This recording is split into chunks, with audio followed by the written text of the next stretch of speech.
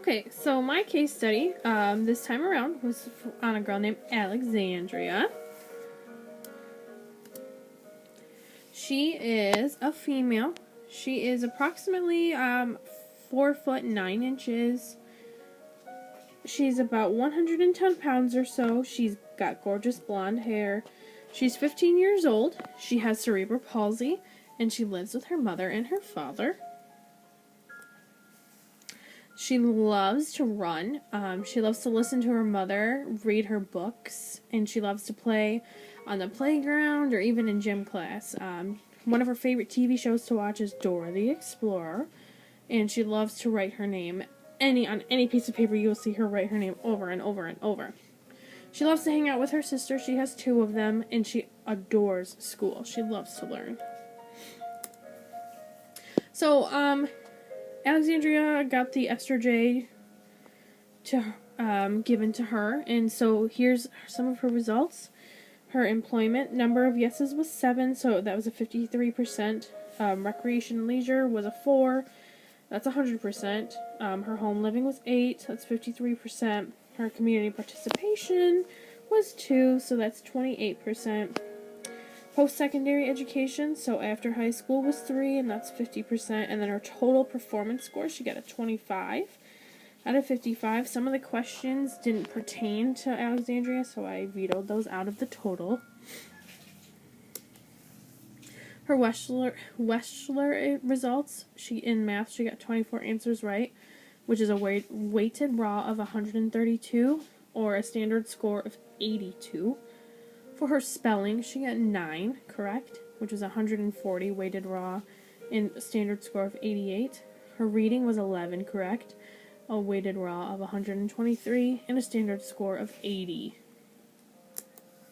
So those grade level equivalencies map out to math being in 6th grade, spelling in 6th grade, and reading also in 6th grade. So some of the things that you might see on her IEP, some goals would be for math, she would be, after the end of the 2015-16 school year, she'd be at a 7th grade level, so moving up at least 1 grade. More is always possible. Same for the spelling, as well as for her reading. We ask that she hopefully moves up minimum 1 grade. Of course, more than 1 grade is just fine as well. So, some instructional strategies. I think what would help Alexandria is a detailed rubric. She's really good when you give her a thorough explanation or even draw her an example. She understands things. Some progress reporting for her. Giving her immediate feedback would be great. She wants to make sure that she's on track and doing things. Visual aids. Classroom point system, graphic organizes, guided practice. Those are all things that you could use for any student, but it'd benefit Alexandria for sure.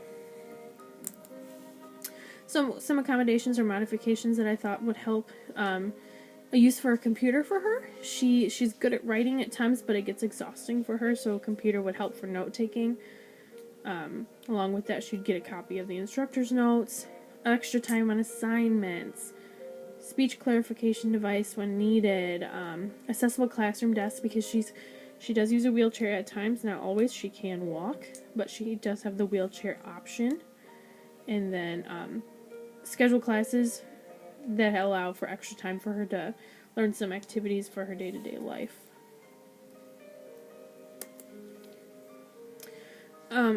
I suggest the recommended hours that she takes in special ed is like 80 to 120 minutes, so I based it on 40-minute class increments. So 2 to 3 classes a day, which is 20 to 30% of the day spent in the special ed room. Along with that, she would have a parapro at her disposal, so somebody that's always there in a helping hand, even in a general classroom. It's just that extra support that she needs.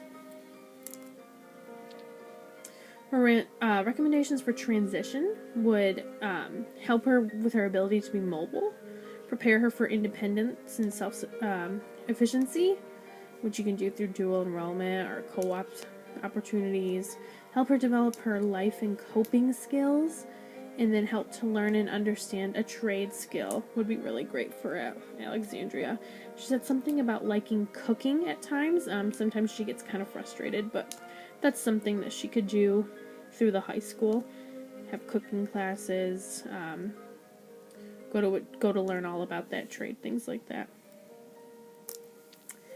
All right, that was my case study on Alexandria Day. And then I also did a bit of a written explanation, just talking about my experiences with her. I loved hanging out with her as much as I possibly could. But here's a little spiel about it. Hanging out with her in the after-school program helped me to not only learn some skills to help with her, but maybe implement overall in many different classroom student settings. All right, thank you.